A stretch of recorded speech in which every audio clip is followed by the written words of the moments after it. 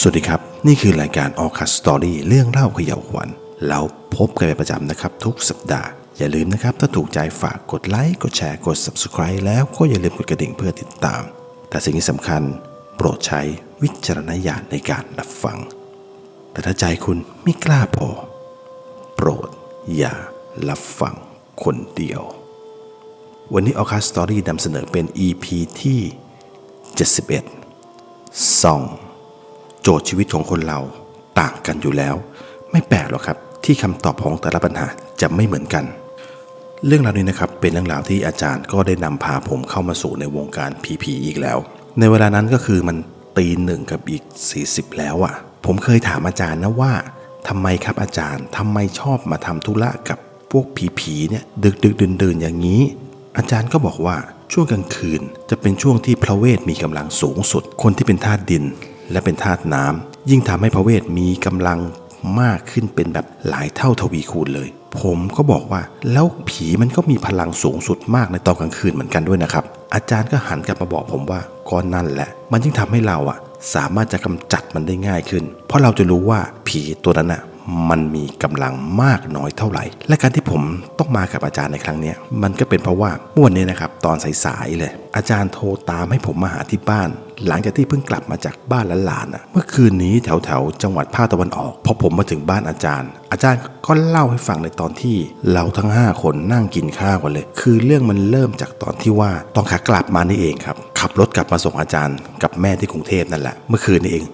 สดๆร้อนๆเลยลูกเขยเป็นคนขับนะครับแล้วก็มีลูกสาวแล้วก็มีแม่มีอาจารย์แล้วก็หลานอาจารย์ก็ขับรถมาก็คือนั่งกันมาอยู่ดีๆตอนนั้นมันก็จะ4 ทุ่มแล้วใกล้ที่จะถึงกรุงเทพแล้วล่ะครับคือเข้ามาอีกประมาณ100 กว่าโลเองก็ถึงแล้วล่ะเส้นทางนี้เป็นเส้นทางที่วิ่งเลี่ยงเมืองนะครับรถบรรทุกจะดูเยอะดูหนาตาอยู่พอสมควรและตรงนั้นนะครับมันเป็นทางตรงๆเฉยๆเลยคือมันดูสภาพแบบว่าไม่มีอะไรเลยนอกจากความมืดและก็แสงไฟของรถที่วิ่งสวนเข้ามาแต่แล้วลูกเขยของอาจารย์ก็ต้องร้องเฮ้ยเสียงนั้นรถพร้อมกับเบรกล้อตายเพราะว่ารถมันกำลังพุ่งถลายเข้าไปจะไปชนอะไรที่มันไม่คาดคิดทุกคนเห็นกับตาเหมือนกันหมดแม้กระทั่งแม่เองคือทุกคนเห็นมันอยู่ตรงหน้าเลยสิ่งนั้นก็คือหญิงแก่คนหนึ่งสภาพคือเป็นหญิงแก่ที่เส้นผมสีเทาอ่อนๆนะครับแต่มันดูกระเซิร์กระเซิงมาในชุดเสื้อคอกระเช้ากับผ้าถุงสีดำแต่ที่หนักกว่านั้นก็คือใบหน้าของเธอดวงตาของเธอมันไม่ใช่ดวงตาของคนแต่ว่ามันเหมือนกับดวงตาของสัตว์ที่ออกล่าเหยื่อในตอนกลางคืนคือตรงตาขาวมันกลายเป็นว่ามีเลือดคลั่งอยู่จนเห็นเป็นสีแดงจากเลือดที่ปากของเธอตรงมุมปากทั้ง2 ข้างมันฉีกออกไปจนถึงใบหูและก็มีเขี้ยวที่ยาวแล้วก็แหลมคมอยู่เต็มปากที่ภายในนั้นมันเต็มไปด้วยเลือดสดๆยืนอยู่กลางถนนตรงนั้นเลยและในเสี้ยววินาทีนั้นรถของอาจารย์ก็ถลายเข้าไปคือมันเริ่มเหมือนว่าจะเอียงแล้วก็เริ่มปัดไปทางด้านซ้ายเหมือนจะเอาด้านซ้ายเข้าฟาดหญิงแก่คนนั้นเลยคือถ้าฟาดก็คงจะฟาดแบบเต็มๆหรือไม่ก็หมุนแล้วก็พลิกแน่ๆแต่แล้วมันก็ไม่เป็นอย่างที่ทุกคนคาดคิดในรถทุกคนคาดเบลต์กันหมดแม้กระทั่งหลานอาจารย์ถึงแม้ว่ารถมันจะสะบัดยังไงทุกคนก็จะถูกล็อกอยู่กับที่อยู่แล้วและมันก็เลยทำให้ทั้งลูกเขยแล้วก็ลูกสาวที่อยู่ข้างหน้าเลยทั้ง2 คนไม่ค่อยจะเชื่อเรื่องพวกนี้อยู่แล้วเห็นกับตาเลยว่าคือในวินาทีที่รถมันเริ่มจะสะบัดแล้วก็หมุนแล้วลูกสาวอาจารย์เห็นเต็มตาเลยว่ามีชายแก่คนหนึ่งที่อยู่ในชุดหนังเสือมือถือไม้เท้าเหมือนพระเจ้าตาในสมุทรสาครเลยแล้วพระเจ้าตาก็พูดว่าแล้วสอนว่าอย่าไว้ใจมนุษย์มันสุดแสนลึกล้ำเหนือกำหนดมันไม่ใช่แล้วครับมันไม่ใช่ที่เห็นนั่นปู่ฤาษีแน่ๆเพราะทันทีที่เธอเห็นพระเจ้าตาไม่ใช่ครับเห็นปู่รถก็หยุดนิ่งสนิทอยู่ในเลนหันหน้าตรงไปทางทิศทางตามเลนที่วิ่งและมันเหมือนกับว่ามันไม่เคยเกิดอะไรขึ้นตอนที่ลูกสาวของอาจารย์เห็นปู่คือเธอบอกว่าปู่มองมาที่เธอแล้วก็ยิ้มด้วยนะแต่ว่าที่มุมปากของปู่ทำไมมันมีเขี้ยวด้วยล่ะคะอาจารย์ก็เลยบอกว่าร่างเดิมของปู่เป็นยักษ์จากนั้นท่านก็มาบำเพ็ญตบะจนมาสำเร็จเป็นฤาษีละเว้นบาปทั้งปวงผมก็เลยถามต่อไปว่าอ้าวแล้วผู้หญิงแก่คนนั้นนะครับ หายไปไหนล่ะอาจ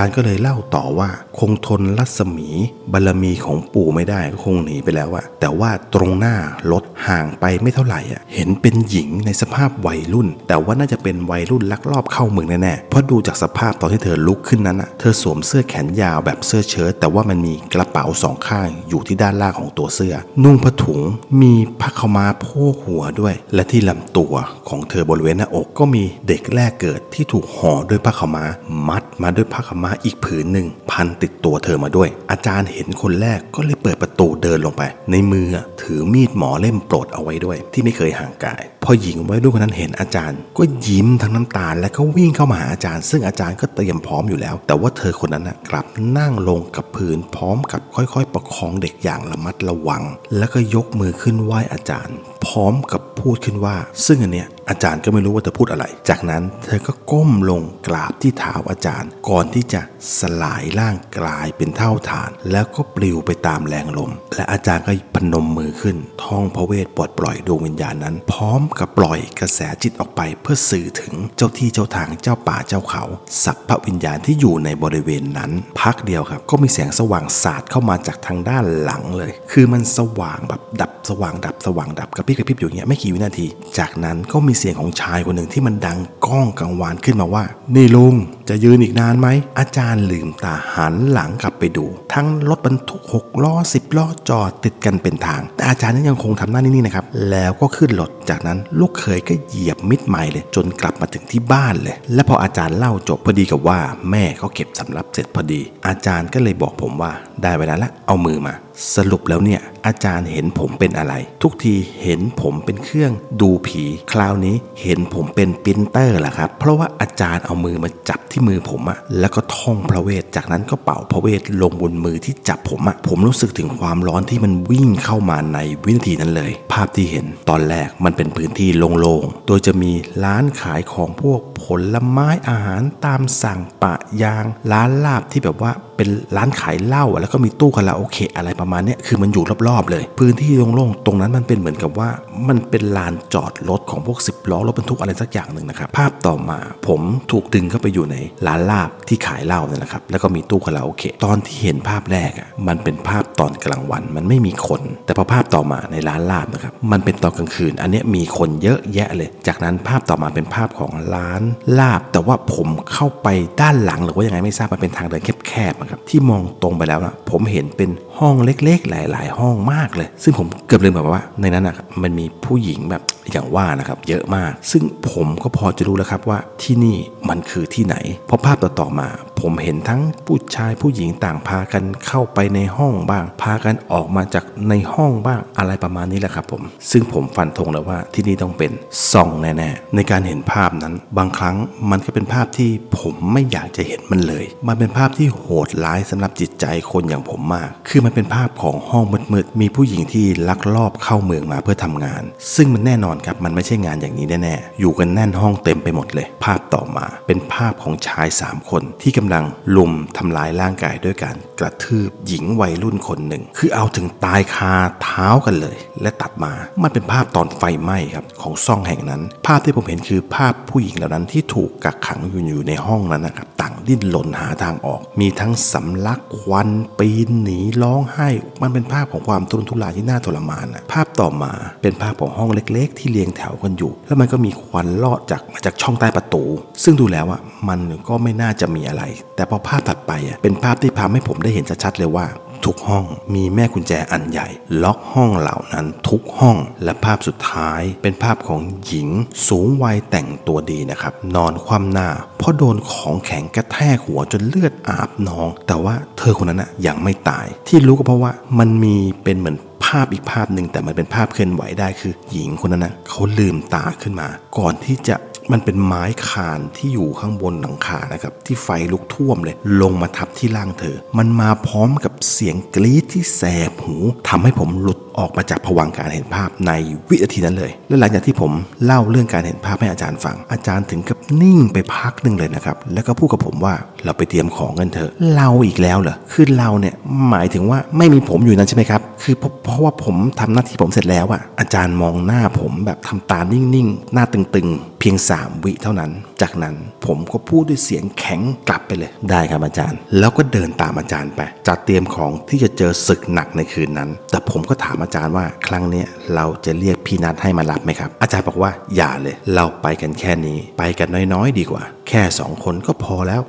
คือเดี๋ยวนะครับอาจารย์คืองานนี้เราไปกัน2 คนเองนะครับการทำบุญไม่จำเป็นต้องทำมากแต่ตั้งใจทำก็พอแล้วอันเนี้ยผมเข้าใจแต่ว่าผมก็คงยังงงอยู่ดีว่ามันเกี่ยวอะไรกับจำนวนคนหลังจากที่เราเตรียมของเสร็จนะครับก็มาสวดมนต์กับอาจารย์เพื่อรอเลิกในการเดินทางออกไปเวลาเที่ยงคืน22ผมเห็นอาจารย์หยิบคัมภีร์ใบลานออกมานั่งอ่านจนถึงเวลาเดินทางและแล้วเราก็เดินทางมาถึงจุดเกิดเหตุของอาจารย์จนได้ในตอนนั้นมันไม่ค่อยจะมีรถวิ่งแล้วนะครับหรือว่าไม่มีเลยก็ว่าได้นะมีแต่เพียงผมกับอาจารย์2 คนมีเท่านั้นพอผมลงจากรถผมก็เปิดไฟฉายแล้วก็เอามาส่องหาจุดเกิดเหตุไฟไหม้นะครับแต่ที่ผมคิดว่ามันน่าจะเกิดขึ้นนานแล้วล่ะเพราะดูจากสภาพโดยรอบแล้วนะมันไม่มีเค้าโครงของการเกิดไฟไหม้เลยผมหันมาหาอาจารย์เห็นอาจารย์ยืนอยู่ใต้ต้นโพหรือเปล่าไม่แน่ใจนะครับตรงที่ผมจอดรถอยู่นะครับและอาจารย์ก็เดินมาบอกผมว่าเราต้องเดินเข้าไปอีกเดินตรงไปนี่แหละนิดเดียวเดี๋ยวก็ถึงผมก็หันมาถามอาจารย์ว่าอาจารย์รู้ได้ยังไงอาจารย์ก็ตอบผมทันทีเลยนะครับผมว่าก็คุยกับนางพายตะเคียนมานั่นไงตรงไหนอาจารย์ก็ที่จอดรถไว้นั่นไงอ้าวสรุปว่าผมจอดรถใกล้กับต้นตะเคียนเหรอเนี่ยมันไม่ใช่ต้นโพหรอครับกำเวละสิอาจารย์เดินตรงเข้าไปแบบไม่รอผมเลยคือแหวกหญ้าที่สูงจนแบบเกือบจะถึงเหนือหัวอาจารย์เลยและอาจารย์กับผมก็มาถึงจุดตรงที่เป็นลานปูนกว้างๆที่ผมเห็นนั่นแหละครับในภาพแรกลมเย็นเฉียบพัดเข้ามาอย่างต่อเนื่องแล้วก็มีเสียงเด็กแรกเกิดร้องไห้มันลอยตามลมมาอาจารย์ก็พูดขึ้นว่าไม่ต้องตกใจนะมันเป็นเรื่องปกติที่สถานที่เลวร้ายอย่างเนี้ยมันหนีการทำแท้งและการกำจัดเด็กทิ้งไม่ได้หรอกและผมก็เห็นเป็นเงาดำๆของหญิงแก่คนนั้นด้วยความมืดผมก็เลยเห็นไม่ค่อยชัดสักเท่าไหร่นะและเงานั้นก็หายไปแวบหนึ่งแล้วก็โผล่มาในระยะที่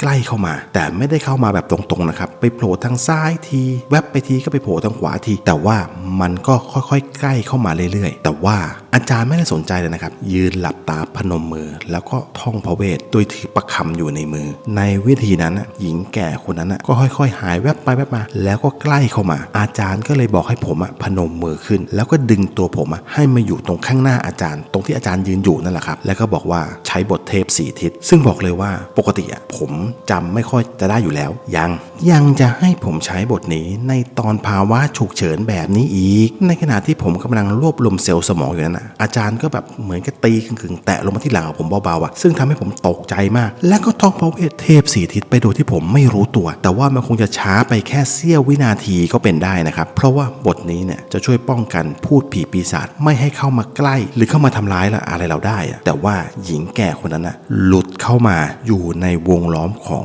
พระเวทเทพ4 ทิศได้อย่างไงคือตอนนี้หญิงแก่คนนั้นมายืนอยู่ตรงหน้าผมเลยทำให้ผมเห็นหญิงแก่คนนั้นได้อย่างชัดเจนเลยว่าใบหน้าของเธอนั้นมันมีเส้นเลือดเส้นไหนบ้างมันปูดโปนออกมาอย่างไรกลิ่นเหม็นที่มันเหมือนกับซากเน่าของศพที่จริงแล้วมันเป็นอย่างไรกันแน่ที่เส้นผมสีเทาอ่อนๆมันฟูฟ่องพองโต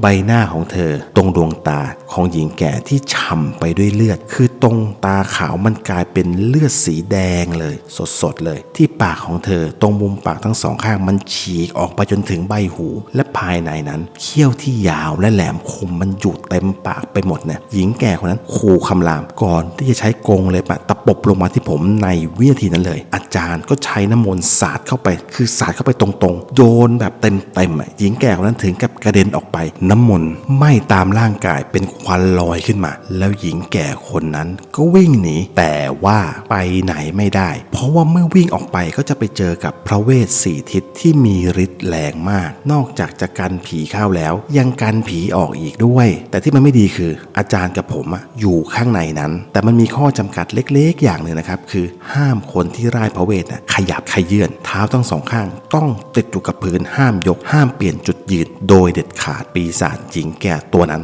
ถึงกับกระเด็นกระดอนรอบ2รอบ3เพราะไม่สามารถออกไปไหนได้จากนั้นปีศาจหญิงแก่คนนั้นก็ลุกขึ้นมาพร้อมกับรอยไหม้เกือบทั้งตัวจากนั้นอาจารย์พร้อมมีดหมอก็ตามตรงไปที่ยังปีศาจหญิงแก่ตนนั้นที่กำลังลุกขึ้นมาอย่างที่คงเบ้งบอกไว้นะครับถ้าเราได้เปรียบไล่ล่าอย่าชะล่าใจเพราะศัตรูนั้นจะหันกลับมาสู้เราแบบหมาจนตรอกไม่ว่าผีหรือคนก็ทำแบบเดียวกันเพราะปีศาจหญิงแก่ถึงแม้ว่าจะเจ็บปวดแสนสาหัสอย่างไรก็ยังลุกขึ้นมาแล้วก็รวบรวมกำลังทั้งหมดพุ่งตรงกลับมาหาที่อาจารย์เลยในขณะที่อาจารย์ก็วิ่งเข้าไปหาเจ้าปีศาจหญิงแก่ตัวนั้นเหมือนกันแต่แล้วอยู่ๆอาจารย์ก็หยุดวิ่งคือในจังหวะนั้นผมกำลังจะก้าวเท้าเพื่อเข้าไปช่วยอาจารย์และอาจารย์หันมาบอกผมว่าอย่าขยับพร้อมกับพุ่งตัวหลบไปทางขวาและแล้วปีศาจหญิงแก่คนนั้นก็พลาดเป้าไม่โดนอาจารย์แต่ว่าปีศาจหญิงแก่มันเลยเป้าตรงมาหาที่ผมและอาจารย์ก็ยังตะโกนเข้ามากำชับผมอีกว่าอย่าข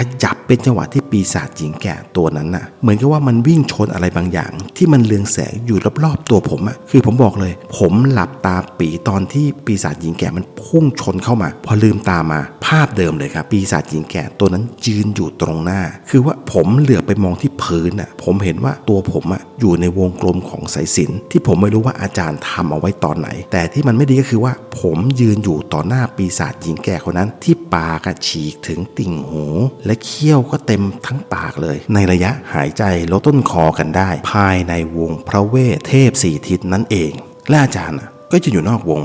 ซึ่งนั่นมันหมายความว่าผมอยู่กับปีศาจหญิงแก่คนนั้นแบบส่วนตัวไพรเวทสุดๆคือปีศาจออกไปไหนไม่ได้เพราะว่าฤทธิ์ของพระเวทถ้าผมขยับปุ๊บพระเวทก็หมดฤทธิ์ผมตายถ้าไม่ขยับผมก็อาจจะมีโอกาสได้ใกล้ชิดกับปีศาจหญิงแก่นั้นอย่างใกล้ชิดสุดๆและก็ดูเหมือนกับว่าอาจารย์จะไม่ได้เดือดเนื้อร้อนใจอะไรเลยคืออยู่ดีแกก็เดินกลับไปที่รถแบบว่าเหมือนลืมของอะไรไว้แบบคือเดินอย่างนิ่มๆเลยเพื่อไปเอาย่ามอีกใบหนึ่งมาแล้วก็เลือกดูว่าจะใช้ของอะไรดีนะค่อยๆดูทีละอย่างทีละอย่างทีละอย่างส่วนหญิงแก่คนนั้นก็ไม่ทำอะไรเลยนอกจากวิ่งชนพระเวทวิ่งชนกำแพงพระเวทไปมาพอเจ็บตัวพอเหนื่อยเข้าก็กลับมายืนมองผมแยกเขี้ยวขู่ผมไปไม่มีใครคิดถึงจิตใจผมเลยนะว่าผมจะรู้สึกอย่างไรแล้วอาจารย์ก็คิดได้มั้งก็เลยกลัวว่าผมจะเหงาก็เลยให้ความรู้เพิ่มเติมในตอนที่ผมไม่อยากได้ทุกครั้งเลยคือที่หญิงแก่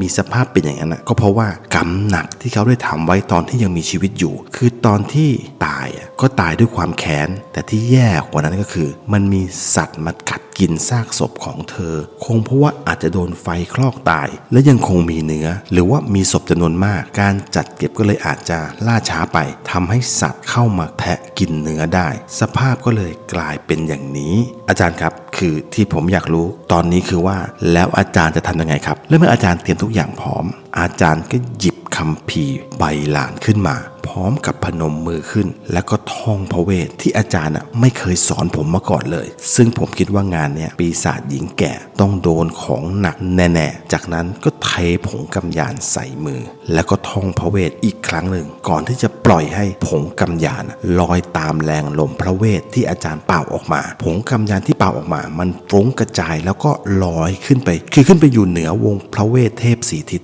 แล้วก็ค่อยๆล่วงลงมาโดนปีศาจหญิงแก่คนนั้นแบบเต็มตั้งแต่หัวจรดเท้าเลยผมจ้องมองผลของฤทธิ์พระเวทกับผงกำยานนั้นอย่างตาไม่กระพริบเลยแต่แล้วทุกอย่างมันก็นิ่งปีศาจพอโดนผงกำยานเข้าไปก็ทำท่าเตรียมจะร้องด้วยความเจ็บปวดแต่ว่ามันไม่เกิดอะไรขึ้นเลยคือเตรียมตัวเก้อว่างั้นเถอะแล้วปีศาจหญิงแก่คนนั้นก็หันมามองที่ผมคือผีงงแต่อย่าว่าผีงงเลยผมก็งงเหมือนกันแล้วอาจารย์ก็พูดขึ้นมาว่าอ้าวหยิบผิดแป๊บนะแล้วอาจารย์ก็เดินกลับไปที่รถอีกรอบหนึ่ง5 นาทีผ่านไปพอกลับมาคราวนี้เอาของมาเต็มเลยผมก็เลยบอกอาจารย์ว่าก็บอกแล้วอาจารย์ให้เอาคนมาเยอะๆก็ไม่เชื่ออาจารย์ก็ยังเถียงอีกว่าก็มันมืดมองไม่ค่อยเห็นอ้าวแล้วมีดหมอหายไปไหนอีกล่ะและอาจารย์ก็คลำตามตัวแล้วเหมือนกับว่าอาจารย์คุยกับใครบางคนอยู่เพราะอาจารย์พูดขึ้นว่า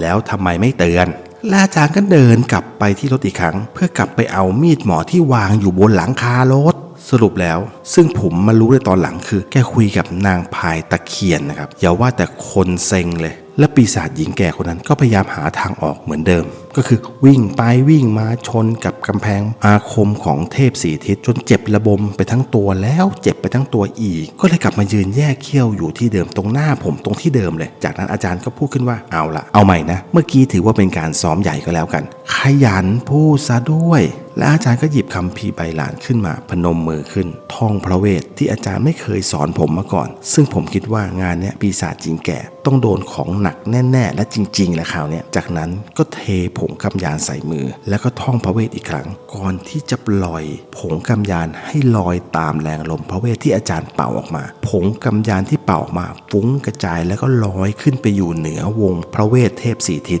แล้วก็ค่อยๆล่วงลงมาโดนปีศาจหญิงแก่คนนั้นแต่ว่าครั้งนี้ของจริงครับถึงแม้ว่าผงกำยานจะโดนตัวของปีศาจหญิงแก่คนนั้นแบบเต็มๆแต่ว่าผงพระเวทนั้นไม่สามารถทำอะไรปีศาจหญิงแก่คนนั้นได้มากผลผงกำยานกับพระเวททำได้แค่เพียงทำให้ร่างนั้นลุกเป็นไฟและก็ไหม้ท่วมร่างแต่ว่าไฟนั้นมันดับอย่างรวดเร็วไม่ได้สร้างรอยแผลหรือความเจ็บปวดอะไรให้กับปีศาจตัวนั้นมากมายทั้งผมและก็อาจารย์ทีเนี้ยผมตกใจจริงๆและก็งงกันทั้งคู่เลยครับว่าถ้าปีศาจหญิงแก่คนนั้นสามารถต้านทานพระเวทที่มีฤทธิ์กำลังขนาดนั้นได้แล้วทำไมออกจากวงพระเวทเทพสีทิศไม่ได้และอาจารย์ก็พูดขึ้นว่าปีศาจธาตุไฟโลกันต้องใช้น้ำและอาจารย์ก็ควานเข้าไปในย่ามอีกแล้วก็ยกขวดน้ำมนต์ขึ้นมาพร้อมกับพูดว่าหมดแล้วจากนั้นอาจารย์ก็เดินกลับไปที่รถอีกแต่ครั้งเนี้ยไปไวมาไวคือตอนมาแกก็ตะโกนเข้ามาถามผมว่าน้ำมนต์2 ขวดที่เอามาด้วยอยู่ไหนตายแล้วครับตายแล้ว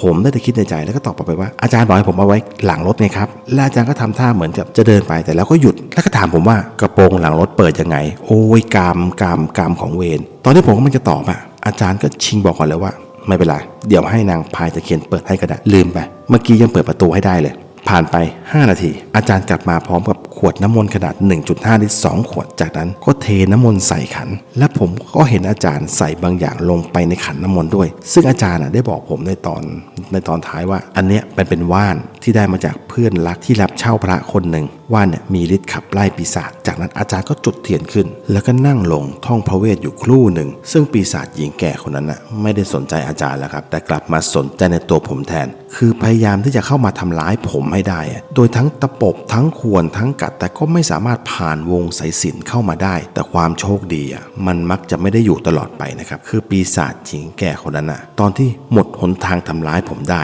เธอมองลงมาที่พื้นเธอคงจะคิดได้ว่าต้องทำอย่างนี้แน่ๆเธอก็เลยเดินไปมองหาที่พื้นไปทั่วเธอมองหากิ่งไม้เล็กๆคุณคิดว่าปีศาจหญิงแก่คนนั้นเธอจะเอามาทำไมเธอเดินถือกิ่งไม้เล็กๆแล้วเธอก็เอามาเขี่ยสายสิญจน์ออกถึงเป็นผีแต่ว่าไม่โง่และแล้วฮีโร่ของผมก็มาช่วยผมทันเวลาคือตอนที่ปีศาจหญิงแก่คนนั้นเดินกลับมาจากตอนที่ไปหากิ่งไม้อาจารย์ก็มาพร้อมกับน้ำมนต์ที่ทำพิธีเสร็จเรียบร้อยมันหลบอยู่ที่ข้างหลังผมพอปีศาจหญิงแก่คนนั้นเดินเข้ามาถึงผมและกำลังจะใช้ไม้เขี่ยอาจารย์ก็สาดน้ำมนต์ทั้งขันแบบว่าโดนเต็มจนไม่รู้จะโดนยังไงแล้วครั้งนี้ปีศาจหญิงแก่แบบปวดแสบปวดร้องไปทั้งล่างเลยแล้วก็ร้องโหยหวนดังก้องขึ้นมาผิวหนังที่หยาบกร้านเป็นสีดำค่อยๆละลายออกมันกลายเป็นน้ำเมือกสีดำๆแต่ว่าสภาพร่างยังคงอยู่และก็ยังคงพุ่งตรงเข้ามาหาที่อาจารย์กับผมซึ่งผมคิดว่า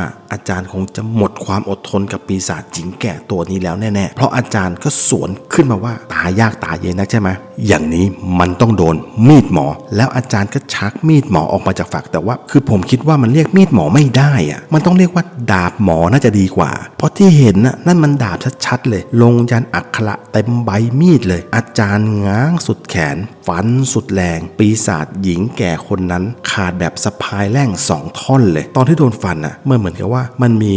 มีไฟปรากฏขึ้นบนดาบเพราะว่าซากปีศาจหญิงแก่คนนั้นมันยังมีไฟลุกที่บริเวณแบบที่โดนฟันอยู่เลยแต่ว่าท่อนบนที่ติดกับหัวยังไม่ตายเธ ธอยังคงใช้แขนเดียวที่เหลืออยู่พยายามกระเสือกกระสนด้วยการใช้มือดันตัวเองไปข้างหน้าซึ่งอาจารย์เห็นแล้วก็สงสารนะเพราะผมเห็นดวงตาของแกแบบมีจิตเมตตาขึ้นมาเลยและอาจารย์ก็ค่อยๆเดินเข้าไปใกล้ปีศาจตัวนั้นจากนั้นก็ท่องพระเวทส่งวิญญาณของหญิงแก่คนนั้นให้ได้ไปอยู่ในภพภูมิของเธอพอท่องเสร็จปุ๊บร่างของปีศาจหญิงแก่คนนั้นก็มีสภาพแห้งลงไปในวินาทีนั้นเลยก่อนที่จะสลายกลายเป็นผงเท่ากองลงไปอยู่กับพื้นตรงนั้นเพียงแค่เสี้ยววินาทีเดียวเองที่ร่างนั้นสลายไปก็มีวิญญาณของหญิงที่ถูกล่อลวงมาขายบริการทั้งที่ตายด้วยการโดนไฟคลอกหรือตายด้วยการถูกทารุณกรรมทำร้ายจนตายรวมถึงการที่ทำแท้งเถื่อนมาแล้วตายรวมถึงวิญญาณของเด็กที่ถูกทำแท้งแล้วตาย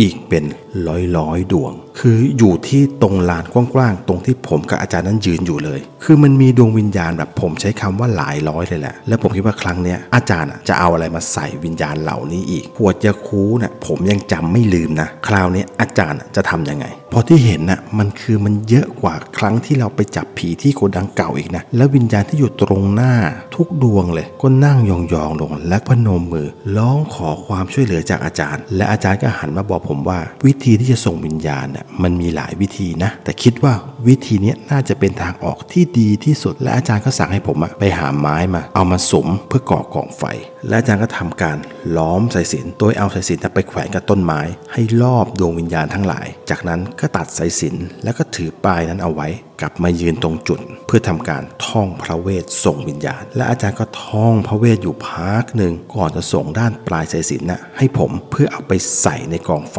ที่ผมจุดขึ้นมานั่นแหละครับจากนั้นอาจารย์ก็ท่องพระเวทเป็นบทส่งท้ายพอท่องจบก็มีชายแบบร่างกายสูงใหญ่กำยำผิวสีดำนุ่งผ้าเตี่ยวสีแดงตัวเดียวดวงตาสีแดงสดปรากฏตัวอยู่ตรงกลางกลุ่มดวงวิญญาณเหล่านั้นและดวงวิญญาณทุกดวงยกมือขึ้นไหว้อาจารย์เหมือนกับว่าเป็นการขอบคุณและก็เป็นการอำลาจากนั้นดวงวิญญาณทุกดวงพร้อมกับชายคนนั้นก็หายวับไปกับตาพร้อมกับไฟสีแดงสดที่มันกระพริบเป็นระยะมาพร้อมกับเสียงดังที่แสบหูแต่ผมว่ามันคุ้นๆนะผมก็เลยหันไปดูกระบะรถตำรวจนี่เองนึกว่าใครและผมก็ฉุกคิดขึ้นมาว่าอ้าวแล้วเขามาทำไมกันล่ะจากนั้นไม่กี่วิเจ้าหน้าที่ตำรวจในเครื่องแบบ6 นายก็ฝ่าดงหญ้าเข้ามาเพื่อแสดงตัวเข้าจับกุมผม2 คนนะครับคือพี่ตำรวจเขาบอกว่าคุณ2 คนมาทำไมที่นี่คุณรู้ไหมว่านี่มันเป็นการบุกรุกสถานที่ของคนอื่นเขาและเนี่ยจุดไฟทำอะไรกันนี่ก็เข้าไป2 กระทงแล้วนะอาจารย์ไม่ได้ตอบโต้อะไรครับแต่ยืนเฉยๆพอผมจะพูดอาจารย์ก็ดึงแขนผมไว้แล้วก็สายหน้าตำรวจจะพูดต่ออีกว่ามีคนเขาขับรถผ่านแล้วเขาแจ้งว่ามีชาย2 คนท่าทางมีพิรุธจอดรถแอบอยู่ข้างทางสงสัยว่าจะเตรียมการทำอะไรบางอย่างงั้นผมขออนุญาตค้นนะครับอาจารย์ก็พูดสั้นๆว่าเชิญสิ่งที่ค้นพบก็คือขันน้ำมนต์1 ใบมีดหมอ1 เล่มที่เป็นอันเล็กๆกันนะครับสายสิญจน์2 ม้วนกล่องกำยาน2 ใบขวดน้ำมนต์ใช้แล้วคือหมด1 ใบแล้วก็ยังมีน้ำมนต์อยู่อีก2 ขวดนี่มันอะไรกันเนี่ยและตำรวจก็เอาดาบออกมาดาบหมอนั่นแหละครับแล้วก็ถามว่านี่มันอาวุธเนี่ยจะเอามาทำอะไรกันอาจารย์ก็ไม่ได้ตอบเพราะว่ามีคนตอบแทนคือเสียงมันมาจากทางด้านหลังครับผมเป็นหญิงผิวขาวเนียนเลยและสวยแต่งหน้ามาเต็มเธอมาในชุดไทยครับผมห่มสบายเรียบสีทองนุ่งโจงสีเดียวกับสบายเลยสีทองอลามไปทั้งตัวจากนั้นเธอก็พูดขึ้นว่าอาจารย์เขามาช่วยปราบผีอีแก่ให้ตำรวจทุกนายหันกลับไปมองนางพายตะเคียนเป็นตาเดียวกันเลยและเมื่อกี้ก็ปล่อยดวงวิญญาณผู้หญิงกับเด็กๆไปก็เลยต้องจุดไฟเพื่อใช้ในการส่งวิญญาณผู้กองหันขวับมาทันทีจ้องหน้าอาจารย์เลยคือหน้าซีดแล้วผมเห็นแต่ก็พยายามสูดหายใจเต็มปอดก่อนที่จะพูดว่างั้นครั้งนี้แค่ตักเตือนนะครับคราวหน้าแวะไปบอกผมที่สปอ.หน่อยก็ดีนะครับจะได้ไม่เป็นการรบกวนทุกคนลาอาจารย์ซะจากนั้นพวกตำรวจก็รีบกลับขึ้นรถอย่างไว EP ที่71ซ่องอย่าลืมนะครับถ้าถูกใจฝากกดไลค์กดแชร์กด Subscribe แล้วก็อย่าลืมกดกระดิ่งเพื่อติดตามแต่สิ่งที่สำคัญโปรดใช้วิจารณญาณในการรับฟังแต่ถ้าใจคุณไม่กล้าพอโปรดอย่ารับฟังคนเดียว ในขณะที่ผมกับอาจารย์อยู่บนรถกันเรียบร้อยแล้วกำลังจะเดินทางกลับกันเพราะนั่นมันก็ตี 3เข้าไปแล้วนางพายตะเคียนก็มาปรากฏตัวอยู่ข้างๆรถฝั่งอาจารย์เพื่อเป็นการกราบลาและอาจารย์ก็ถามขึ้นว่าต้องการให้ช่วยอะไรไหม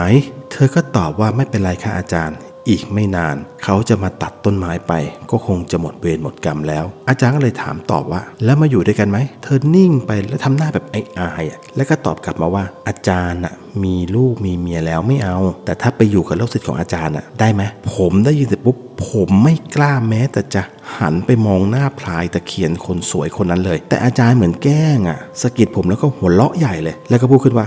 ไม่เป็นไรถ้ามีอะไรให้ช่วยก็ไปหานะไปละผมรีบออกรถอย่างเร็วเลยแต่ผมเจ็บเท้าเพราะว่าคือผมยืนในคืนนั้นคือนานมากๆตะคริวกินเท้าไปหลายรอบแล้วผมก็เลยรู้สึกว่ามันเจ็บที่เท้าเพราะผมขับรถกระตุกไงอาจารย์ก็ทักว่าเจ็บเท้าเหรอผมก็ตอบว่าครับเอางี้แล้วกันให้นางพลายตะเคียนมานวดให้ไหมล่ะผมน่าจะถอนหายใจแล้วก็มองหน้าอาจารย์แบบเคืองนิดๆนะครับ